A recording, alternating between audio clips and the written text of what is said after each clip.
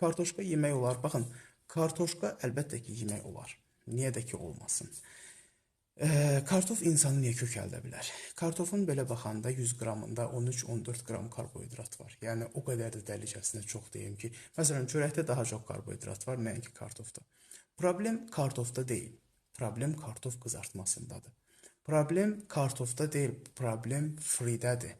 Niyə görə fridədir? Niyə onu qızardanda nə olur? Çünki onu yağda qızartdığımız üçün təəssüf ki, bu da süngər kimidir. Yəni süngər kimidir. Süngər kimi bütün yağı içinə çəkdiyi üçün kartof. Yağlı kartof yeyəndə artıq biz əlavə yağın nə qədər kalorisini qəbul etmiş oluruq. Və kartof free və yaxud da qızardılmış kartof soyutma kartofdan artıq qat-qat daha kalorili olur. Təəssüf ki, belədir. Yəni, burada problemimiz bizim kartofla deyil. Kartofu soyuq halda, soyutma halında tükətə bilərsiniz. İstər diyet dövründə də, istər normalda da. Amma başsız balıqla yeməyin də onu.